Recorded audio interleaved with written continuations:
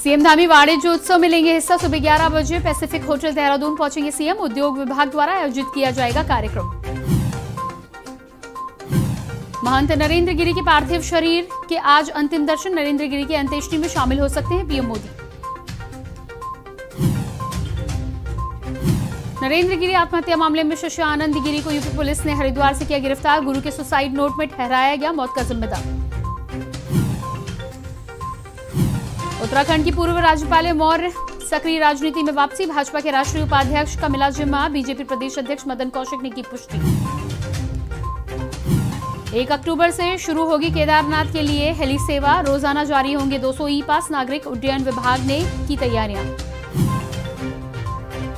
उत्तराखंड में आज से कक्षा 1 से 5वीं तक के स्कूल खुले। केवल 3 घंटे ही चलेंगी कक्षाएं। कोविड के चलते राज्य में करीब 1.5 साल से बंद है स्कूल। आप देख रहे हैं के न्यूज, खबरों का सारथी। नमस्कार, खबर उत्तराखंड में आपका स्वागत है। मैं हूं प्रियंका। सबसे पहले देहरादून से बड़ी खबर आ रही है। सीएम धामी वाणिज्य उत्सव में लेंगे हिस्सा। आज सुबह 11 बजे पैसिफिक होटल देहरादून पहुंचेंगे सीएम धामी वाणिज्य उत्सव में लेंगे हिस्सा। आज सुबह 11 बजे पैसिफिक होटल पहुंचेंगे सीएम। उद्योग विभाग द्वारा आयोजित किया जाएगा कार्यक्रम। उद्योग विभाग द्वारा आयोजित किया जाएगा कार्यक्रम। 12 साढ़े 12 बजे सीएम की केंद्रीय नागरिक उड्डयन मंत्री से वर्चुअल बैठक। 12 बजे अधिकारियों और कर्मचारियों से संबंधित ऐप करेंगे लॉन्च। शाम 6 बजे मुख्यमंत्री पुष्कर सिंह धामी जाएंगे सेलाकुई। शाम 6 बजे मुख्यमंत्री पुष्कर सिंह धामी जाएंगे सेलाकुई। सीएम धामी वाणिज्य उत्सव में लेंगे हिस्सा। आज सुबह 11 बजे पैसिफिक होटल देहरादून पहुंचेंगे सीएम। निजी स्कूल के वार्षिकोत्सव कार्यक्रम में भी लेंगे हिस्सा। उद्योग विभाग द्वारा आयोजित किया जाएगा कार्यक्रम। उद्योग विभाग द्वारा आयोजित किया जाएगा कार्यक्रम। 12:30 बजे सीएम की केंद्रीय नागरिक उड्डयन मंत्री से वर्चुअल बैठक। दोपहर 3 बजे सीएम विद्यालय शिक्षा विभाग की लेंगे समीक्षा बैठक। और इस खबर पर देहरादून से हमारे साथ संवाददाता अंकित काला बने हुए हैं। जी अंकित, आपसे जानकारी चाहेंगे सीएम के कार्यक्रम की। यहाँ पर सूची जारी हुई है। सीएम आज पहुंचेंगे सेलाकुई पहुंचेंगे। इसके अलावा तमाम नागरिक उड्डयन मंत्री से वर्चुअल बैठक करेंगे। शिक्षा विभाग के अधिकारियों से भी बातचीत करेंगे। क्या कुछ है पूरा कार्यक्रम? बिल्कुल, देखिए प्रियंका, मुख्यमंत्री पुष्कर सिंह धामी का आज भी काफी व्यस्तम कार्यक्रम है। इस वक्त मुख्यमंत्री सीएम आवास में कुछ जो शासकीय कार्य हैं पेंडिंग पड़े हुए हैं, उन शासकीय कार्य को निपटा रहे हैं। इसके बाद फिर सुबह करीबन 11 बजे मुख्यमंत्री पैसिफिक होटल में पहुंचेंगे। यहाँ पर वाणिज्य उत्सव कार्यक्रम का आयोजन उद्योग विभाग द्वारा किया गया है। इसमें तमाम जो उद्योग जगत से जुड़े हुए जो तमाम पदाधिकारी वो इसमें उपस्थित रहेंगे। मुख्यमंत्री पुष्कर सिंह धामी सुबह 11 बजे इसमें प्रतिभाग करेंगे। इसके साथ साथ तमाम जो अन्य मंत्रीगण हैं वो भी इस कार्यक्रम में शिरकत करेंगे। और कहीं ना कहीं मुख्यमंत्री पुष्कर सिंह धामी सरकार की ओर से उद्योगों को बढ़ावा देने के लिए किस तरीके से कार्य किया जा रहा है उस पर भी कहीं ना कहीं संबोधन करते हुए नजर आएंगे। इसके बाद फिर करीबन 11:30 बजे मुख्यमंत्री का सचिवालय पहुंचने का कार्यक्रम है प्रियंका। और यहाँ पर पहुंचते ही मुख्यमंत्री सबसे पहले एक जो अधिकारी और कर्मचारी से संबंधित एक ऐप की लॉन्चिंग करेंगे। इसमें मसलन चाहे अटेंडेंस से जुड़ी हुई हो, चाहे अन्य कोई समस्या से कोई अगर अधिकारी कोई या कर्मचारी कोई किसी समस्या को अपनी शिकायत को दर्ज कराना चाहता है तो वो भी इस ऐप के माध्यम से हो सकता है। बाकी अन्य विस्तृत जानकारी मुख्यमंत्री पुष्कर सिंह धामी ऐप लॉन्चिंग के बाद बताएंगे। इसके बाद फिर 12:30 बजे एक नागरिक उड्डयन मंत्री के साथ उनकी वर्चुअल बैठक है, इसमें प्रतिभाग करेंगे। अभी केदारनाथ में भी हेली सेवा का शुभारंभ होने जा रहा है, तो उस समस्त ऐसी गतिविधियों को लेकर के चर्चा की जाएगी। फिर दोपहर 3 बजे माध्यमिक विद्यालय को लेकर के एक समीक्षा बैठक है। अभी आज से ही प्राथमिक स्कूलों को खोल दिया गया है प्रियंका, तो किस तरीके से इसका फीडबैक है, क्या कुछ तैयारी है, तो इन सब विषयों को लेकर के भी चर्चा की जाएगी। और शाम को 6 बजे मुख्यमंत्री सेलाकुई रवाना होंगे। यहाँ पर एक निजी स्कूल का वार्षिकोत्सव कार्यक्रम है जहाँ पर की विभिन्न सांस्कृतिक कार्यक्रम का भी आयोजन किया गया है। यहाँ पर भी मुख्यमंत्री पुष्कर सिंह धामी शिरकत करेंगे। इसके साथ ही साथ जो क्षेत्रीय विधायक हैं वो भी इस कार्यक्रम में शिरकत करेंगे। तो पूरा आज का जो कार्यक्रम अगर आप देखेंगे तो काफी व्यस्तम कार्यक्रम मुख्यमंत्री पुष्कर सिंह धामी का है। जी बिल्कुल, तो काफी व्यस्तम कार्यक्रम है। इस तमाम जानकारी के लिए आपका बहुत बहुत शुक्रिया अंकित। तो लगातार उद्योग विभाग के वाणिज्य कार्यक्रम में सबसे पहले हिस्सा लेकर पुष्कर सिंह धामी आज के दिन की शुरुआत करेंगे। इसके अलावा सचिवालय से लेकर शिक्षाविदों से बातचीत करेंगे, नागरिक उड्डयन मंत्री से वर्चुअल बैठक करेंगे। तमाम काम है जो आज के दिन में सीएम के द्वारा किए जाएंगे। और इसके बाद बात करेंगे देहरादून की। उत्तराखंड में फिर बढ़ा कोविड कर्फ्यू, 5 अक्टूबर तक बढ़ाया गया कोविड कर्फ्यू। उत्तराखंड में फिर बढ़ा कोविड कर्फ्यू, 5 अक्टूबर तक बढ़ाया गया कोविड कर्फ्यू। दूसरे राज्यों से आने पर कोरोना नेगेटिव रिपोर्ट लाना अनिवार्य। दूसरे राज्यों से आने पर कोरोना नेगेटिव रिपोर्ट लाना अनिवार्य। दूसरे राज्यों से आने पर कोरोना नेगेटिव रिपोर्ट लाना अनिवार्य। उत्तराखंड में फिर से बढ़ाया गया है कोविड कर्फ्यू। कोविड-19 की गाइडलाइन रहेगी जारी। एसओपी का लगातार पालन करते रहना होगा। 5 अक्टूबर तक के लिए कोविड कर्फ्यू को उत्तराखंड में बढ़ाया गया है कोरोना के मामलों को देखते हुए। दूसरे राज्यों से आने पर उत्तराखंड में अभी भी कोरोना की नेगेटिव रिपोर्ट लाना अनिवार्य।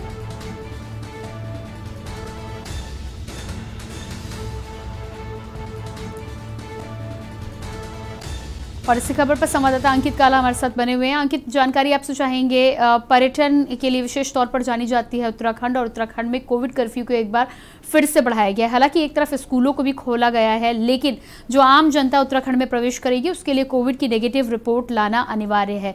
क्या कुछ नियम कानून अभी भी बनाए गए हैं, क्योंकि तमाम पर्यटक अब रुख करने लगे हैं उत्तराखंड का? बिल्कुल प्रियंका, आपने सही कहा। और इस बार की अगर हम कोविड कर्फ्यू की बात करें तो उत्तराखंड सरकार की ओर से पहले हफ्ता भर के लिए कोविड कर्फ्यू को बढ़ाया जाता था, लेकिन इस बार पहली मर्तबा मुख्यमंत्री पुष्कर सिंह धामी ने या राज्य सरकार की ओर से 2 हफ्ते का जो कोविड कर्फ्यू उसको बढ़ाया गया है। 5 अक्टूबर तक के लिए आदेश जारी किया गया है प्रियंका। और इसमें सरकार की ओर से ये सख्त हिदायत दी गई है कि जो कोविड-19 की गाइडलाइन है उसका सख्ताई से पालन कराया जाए, चाहे वो शैक्षणिक संस्थान हो, चाहे वो कोचिंग संस्थान हो, इसके अलावा तमाम जो स्कूल हैं। और जैसे कि अभी आपने जिक्र किया कि आज से भी उत्तराखंड में प्राथमिक स्कूल खुलने जा रहे हैं, तो वहां पर भी कोविड-19 की गाइडलाइन का सख्ताई से पालन करने के निर्देश इस एसओपी के माध्यम से दिए गए हैं। अब प्रियंका, अगर कोई उत्तराखंड आना चाहता है तो उसके लिए जो कोविड की जो नेगेटिव रिपोर्ट है 72 घंटे पहले की, वो लाना अनिवार्य होगा। सरकार ने इसमें एक चीज और जोड़ दी है कि अगर आपने दोनों वैक्सीन की जो डोज है लगा दी है और 15 दिन का समय उसको पूरा हो गया है, तो ऐसे में आप उसका प्रमाण दीजिए और आपको फिर कोई नेगेटिव रिपोर्ट आने की अनिवार्यता नहीं रहेगी, तो वो भी आप आ सकते हैं। इसके साथ ही साथ जो चारधाम यात्रा शुरू की गई है वहां पर भी पूरी तरीके से कोरोना से बचाव को लेकर के तमाम इंतजाम करने के निर्देश भी यहाँ पर दिए गए हैं। तो इस तरीके से जो कोविड कर्फ्यू है प्रियंका, वो 5 तारीख तक बढ़ा दिए गए। सरकार को जो तीसरी लहर की जो आशंका पता है, तो उसको देखते हुए अभी सरकार फिलहाल कोविड कर्फ्यू को समाप्त नहीं करना चाहती है, लेकिन धीरे धीरे करके ढील लगातार सरकार दे रही है।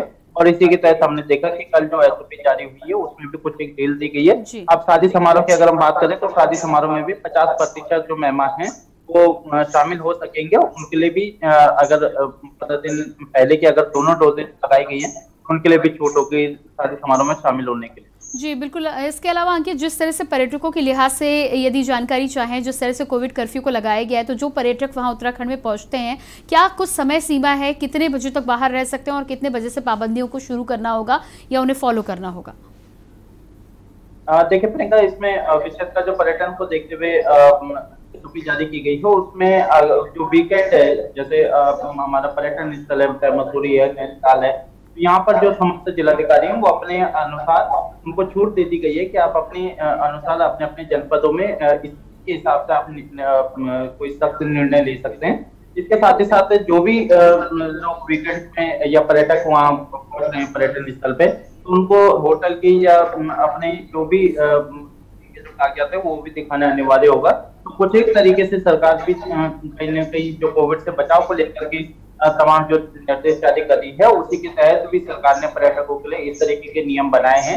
और साथ ही साथ जिलाधिकारी को भी कहा है, एसएसपी संबंधित जो एसएसपी है उनको भी जी बिल्कुल अंकित, इस तमाम जानकारी के लिए इस तमाम जानकारी के लिए आपका बहुत बहुत शुक्रिया। तो उत्तराखंड में कोविड कर्फ्यू को एक बार फिर से बढ़ाया गया है। दूसरे राज्यों से आने वाले तमाम लोगों को कोरोना नेगेटिव रिपोर्ट लाना अभी भी अनिवार्य है, उसके बिना उत्तराखंड में प्रवेश नहीं दिया जाएगा। 5 अक्टूबर तक बढ़ाया गया है कोविड कर्फ्यू। बात करेंगे अगली खबर की। देहरादून से अगली खबर है, केदारनाथ धाम में जल्द शुरू होगी हेली सेवा।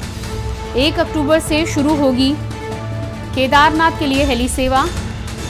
केदारनाथ धाम में जल्द शुरू होगी हेली सेवा। 1 अक्टूबर से शुरू होगी केदारनाथ के लिए हेली सेवा। प्रतिदिन जारी किए जाएंगे हेली सेवा के 200 पास। प्रतिदिन जारी किए जाएंगे हेली सेवा के लिए 200 ई पास। नागरिक उड्डयन विभाग की ओर से भेजा गया है प्रस्ताव। नागरिक उड्डयन विभाग से भेजा गया है प्रस्ताव। केदारनाथ धाम में जल्द शुरू होगी हेली सेवा। इस सिलसिले में आज केंद्रीय नागरिक उड्डयन मंत्री से वर्चुअल बैठक भी करेंगे सीएम।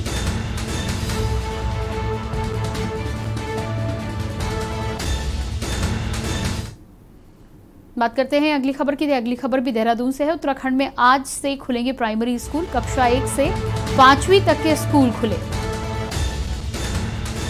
कक्षा 1 से 5वीं तक के खुले स्कूल। केवल 3 घंटे ही चलेंगी क्लासें। केवल 3 घंटे ही चलेगी क्लास।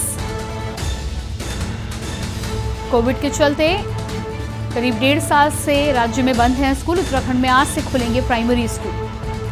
कक्षा 1 से 5वीं तक के स्कूल खुले हैं। समय सीमा की यदि बात की जाए तो केवल 3 घंटे ही चलाई जाएंगी क्लास को। कोविड के संक्रमण और कोरोना प्रोटोकॉल को देखते हुए 3 घंटे से कक्षाओं की शुरुआत की जाएगी। आज से प्राइमरी स्कूल की शुरुआत उत्तराखंड में की गई है। करीब 1.5 साल बाद फिर से स्कूल खुले हैं। ऐसे में स्कूलों को तमाम दिशा निर्देश दिए गए हैं। कोरोना गाइडलाइंस के पालन के साथ ही साथ बच्चों को भी सैनिटाइजर से लेकर सोशल डिस्टेंसिंग का पाठ पढ़ाया जाएगा। बात करते हैं अगली खबर की। अगली खबर लक्सर से है। कुछ प्राइवेट स्कूलों में नहीं हो रहा कोविड गाइडलाइन का पालन। लक्सर से अगली खबर, कुछ प्राइवेट स्कूलों में नहीं हो रहा कोविड का पालन। सरकार के आरोपी लक्सर के प्राइवेट स्कूल कर रहे हैं एसओपी का उल्लंघन। आज से खोले गए हैं स्कूल। कक्षा 1 से 5 तक के स्कूल खुले। आज से खोले गए हैं कक्षा 1 से 5वीं तक के स्कूल। सरकार के आरोपी सरकार की एसओपी का लक्ष्य के प्राइवेट स्कूल कर रहे हैं उल्लंघन। स्कूल में पहुंचने वाले किसी भी छात्राओं के पास नहीं है मास्क। स्कूल गेट पर भी किसी तरह की थर्मल स्क्रीनिंग नहीं की जा रही। हैंड सैनिटाइजर, तमाम कोविड-19 गाइडलाइंस का नहीं किया जा रहा पालन।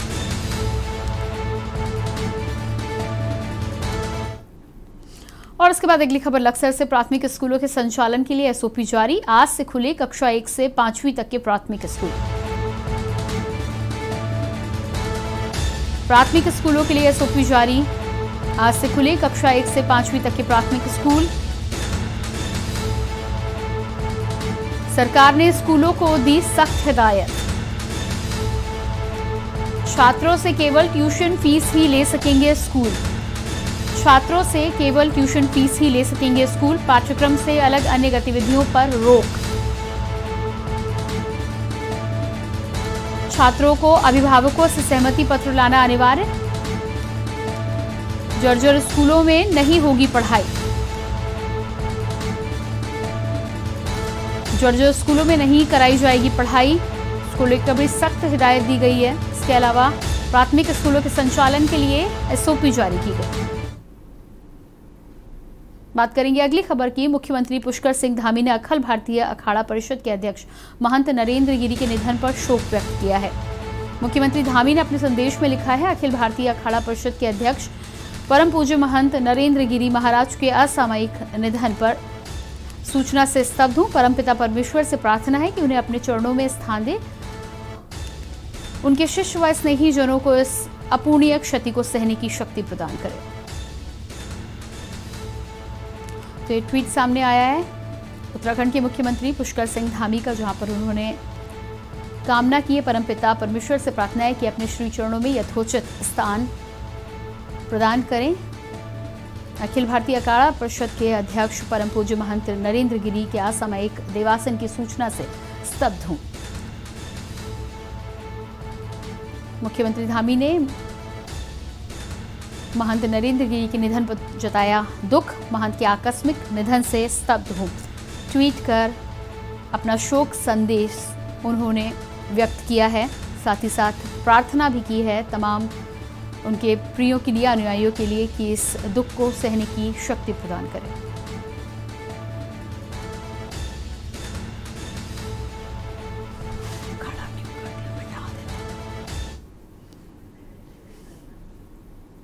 अगली खबर हरिद्वार से है, जहां अखिल भारतीय अखाड़ा परिषद के अध्यक्ष महंत नरेंद्र गिरी के आकस्मिक निधन पर उत्तराखंड के पूर्व मुख्यमंत्री हरीश रावत ने दुख जताया है। उन्होंने कहा है कि अखाड़ा परिषद के अध्यक्ष नरेंद्र गिरी का मैं बहुत आदर करता हूं। कांग्रेस पार्टी को हमेशा नरेंद्र गिरी का आशीर्वाद मिला।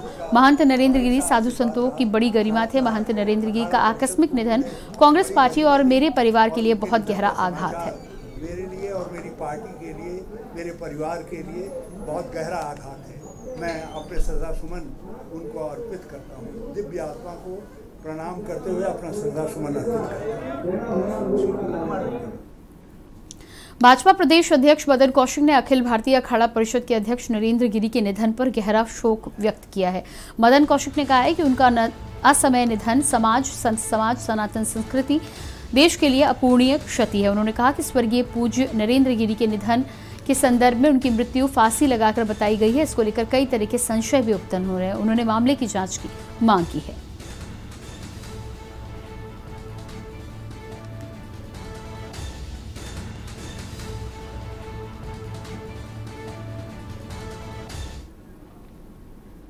रुद्रप्रयाग जिले के रानीगढ़ क्षेत्र में जसौली जीआईसी चमकोट मोटरमार्ग निर्माण की मांग को लेकर ग्रामीणों ने जिला मुख्यालय पर धरना प्रदर्शन किया। साथ ही निर्णय लिया गया कि जल्द ही सड़क निर्माण का कार्य शुरू नहीं हुआ तो जनता श्रमदान के साथ सड़क का निर्माण शुरू करेगी। वहीं ग्रामीणों ने जिलाधिकारी मनोज गोयल से भी मुलाकात की। जिलाधिकारी ने कहा कि नोडल कार्यालय से भारत सरकार को जल्द फाइल भेजी जाए। लगातार इस मामले की मॉनिटरिंग कर रहे हैं।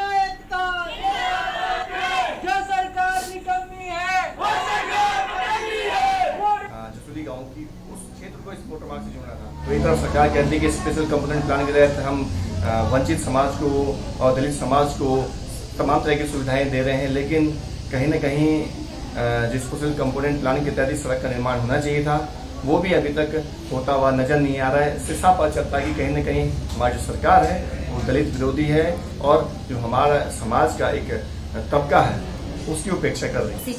चमकोट एक गाँव है जहाँ पर जीआईसी भी है, प्राइमरी स्कूल भी है, आंगनवाड़ी केंद्र भी है, चाहे इसे हम सरकारी प्ले स्कूल क्यों न कहें। उसके अलावा प्रधान के कार्यालय और बाकी सारी गतिविधियां वहीं पर संपन्न होती है। उसके बावजूद ये जो रोड का मसला है जीआईसी चमकोट वो विगत वर्षों से अटका हुआ है।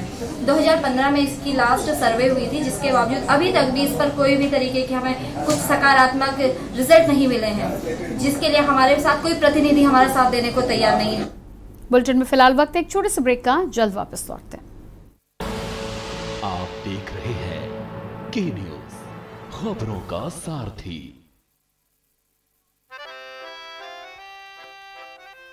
डैडी को पसंद क्लासिकल गाना और बेटा यमला पगला दीवाना। दोनों के अलग है रंग, पर दोनों का एक अनोखा स्वाद। कमला पसंद, अनोखा स्वाद। आप देख रहे हैं के न्यूज, खबरों का सारथी। ब्रेक के बाद बात करते हैं अगली खबर की। केदारनाथ यात्रा को लेकर जिला प्रशासन ने कमर कस ली है। यात्रा व्यवस्थाओं को लेकर सेक्टर अधिकारियों की तैनाती कर दी गई है, जबकि पुलिस प्रशासन की ओर से 450 पुलिस कर्मियों को यात्रा पड़ाव पर तैनात किया गया है। इससे तीर्थ यात्रा पर आने वाले श्रद्धालुओं की हर संभव मदद की जाएगी। बता दें कि हाईकोर्ट की ओर से चारधाम यात्रा पर रोक हटाए जाने के बाद से श्रद्धालुओं में खासा उत्साह देखने को मिल रहा है। ऐसे में भारी संख्या में श्रद्धालु दर्शन के लिए केदारनाथ धाम पहुंच रहे हैं।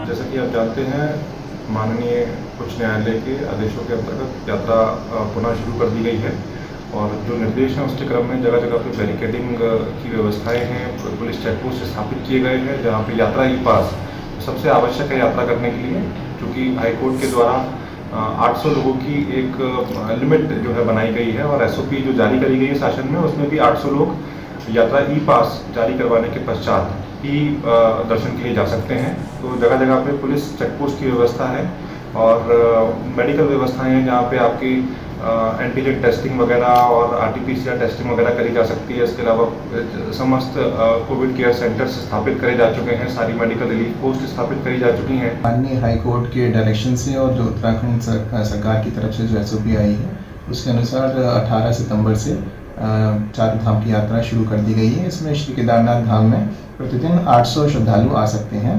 तो इस पूरी यात्रा को मैनेज करने के लिए जनपद रुद्रप्रयाग में 2 CO हैं, 3 इंस्पेक्टर हैं और 25 सब इंस्पेक्टर हैं, बाकी कांस्टेबल और होमगार्ड PRD हैं। लगभग 450 लोगों की हमारी फोर्स है जो कि बैरियर ड्यूटीज़ कर रही है, ट्रैफिक ड्यूटीज़ कर रही है और अन्य विभिन्न प्रकार की जो पर्यटन पुलिस भी इसमें से इंक्लूडेड है। सर किन जगहों पर संवेदनशील क्षेत्र हैं जहाँ पे आप लोग चेकिंग कर रहे हैं? देखिए, क्योंकि नंबर्स पर लिमिट है तो इसलिए जिनके पास वैलिड E-पास है उन्हीं को आने दिया जा रहा है। अगली खबर रुद्रप्रयाग से आ रही है, जहां चार धाम यात्रा खोले जाने के बाद फर्जी तरीके से श्रद्धालु यात्रा पर पहुंच रहे हैं। इन यात्रियों को पकड़कर पुलिस अधिनियम के तहत सख्त कार्रवाई की जा रही है। यात्री फर्जी E-पास बनाकर यात्रा पर आ रहे हैं। सोनप्रयाग में चेकिंग के दौरान पुलिस ने ऐसे 18 यात्रियों को पकड़ा, उन पर कार्रवाई करते हुए वापस लौटाया गया। देखिए, जैसा कि मैंने आपको बताया कि 800 लोगों की लिमिट है, तो कुछ ऐसे लोग भी पकड़े गए हैं अभी जो जिनके द्वारा E-पास को फोर्ज करके वहाँ पर प्रस्तुत किया गया है। तो ऐसे लगभग अभी 10-15 लोग पकड़े गए हैं। इनके विरुद्ध आवश्यक वैधानिक कार्रवाई की जा रही है। तो सभी लोगों से मैं संदेश दूंगा कि जिनके पास वैलिड पास है वही लोग आएँ, जिनके पास पास नहीं है वो अपनी बारी का इंतज़ार करें। जब भी जिस डेट का पास मिलता है उस पर ही यात्रा करें। कहने को तो पति पत्नी का रिश्ता सातों जन्म का होता है, लेकिन इस रिश्ते को पैसों के लालच में तार-तार कर दिया जाए तब ये एक सोचनीय विषय बन जाता है। चंद पैसों के लालच में रिश्ते को एक युवती ने लुटेरी दुल्हन का रूप दे दिया, जहां कोर्ट की दखल के बाद बाजपुर पुलिस ने युवती पर धोखाधड़ी का मामला पंजीकृत किया है। बता दें कि शिकायती पत्र में पीड़ित सुखविंदर सिंह ने आरोप लगाते हुए बताया था कि पंजाब निवासी गुरविंदर कौर ने 21 नवंबर 2020 को दोनों ने शादी की थी। विवाह के कुछ ही दिनों पश्चात पत्नी गुरिंदर कौर अपने फोन से किसी को काफी देर तक बात करने लगी। पति ने जब इस बात पर कड़ा विरोध किया तो गुरिंदर कौर ने 4 तोला सोने के जेवर और 50,000 नकद लेकर बिना बताए घर से फरार हो गई।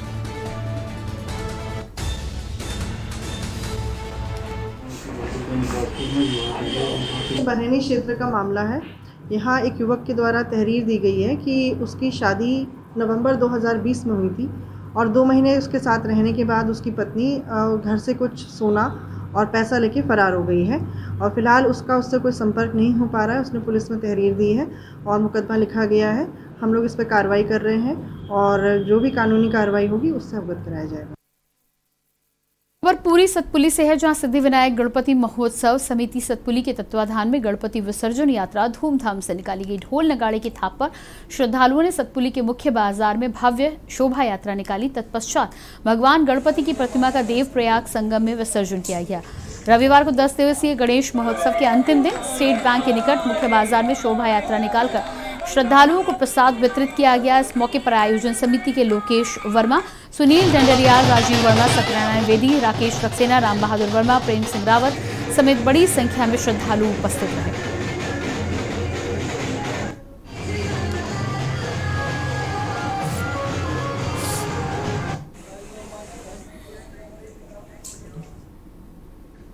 बुलेटिन में फिलहाल वक्त है एक छोटे से ब्रेक का, जल्द हाजिर होते हैं। आप देख रहे हैं के न्यूज, खबरों का सारथी।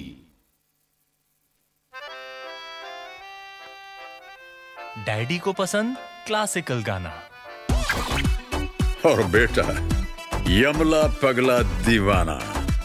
दोनों के अलग है रंग, पर दोनों का एक अनोखा स्वाद। कमला पसंद, अनोखा स्वाद। यूपी समाज कल्याण के स्कूलों में बड़ा खेल, चहेतों को किया पास, बाकी सबको फेल। योगी जी का आदेश भी कर दिया दरकिनार।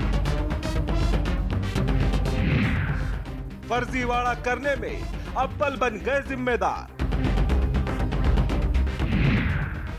जेम पोर्टल का आदेश साहब लोगों ने पी डाला।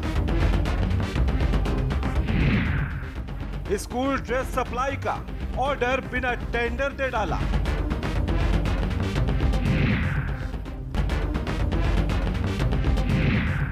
सिर्फ के न्यूज इंडिया पर। जुबान के लिए उड़ चला गैरों की ज़मीं पर, खुशबू अपने पन की ढूंढता। दूर कितना भी जा, इस जुबान से दूर ना जा पाओगे। विमल, बोलो जुबान केसरी। आप देख रहे हैं के न्यूज, खबरों का सारथी। ब्रेक के बाद अगली खबर लक्सर से है। भाजपा में जिला महामंत्री रहे कुशपाल सिंह सैनी पार्टी से इस्तीफा दे चुके हैं। इसके साथ ही साथ अपने 100 से अधिक समर्थकों संग कांग्रेस में शामिल हो गए। परिवर्तन रैली लेकर पहुंचे कांग्रेस के प्रदेश अध्यक्ष गणेश गोदियाल ने प्रदेश प्रभारी व अन्य नेताओं की मौजूदगी में उन्हें सदस्यता दिलाई। लक्सर निवासी कुशपाल सिंह सैनी भाजपा के पुराने कार्यकर्ता रहे हैं। पूर्व में वे हरिद्वार के जिला महामंत्री थे।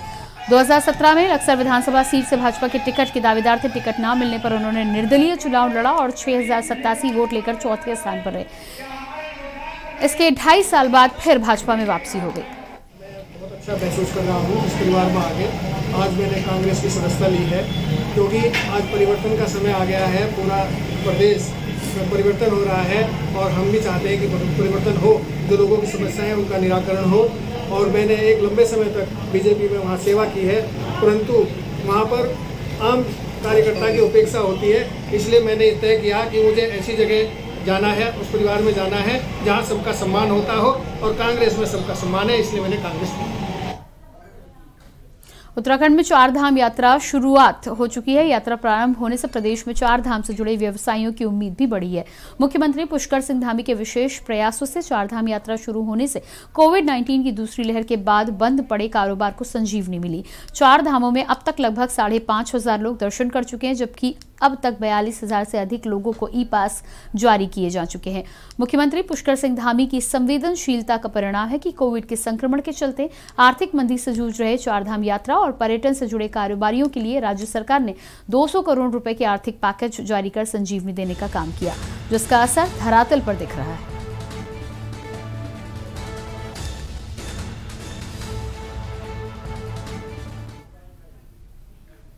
और इसी के साथ खबर उत्तराखंड में इतना ही। बाकी खबरों के लिए देखते रहिए के न्यूज इंडिया। नमस्कार।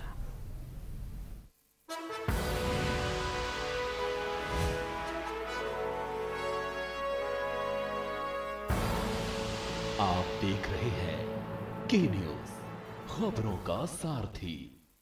जुबान के लिए उड़ चला गैरों की ज़मीं पर, खुशबू अपने पन की ढूंढता।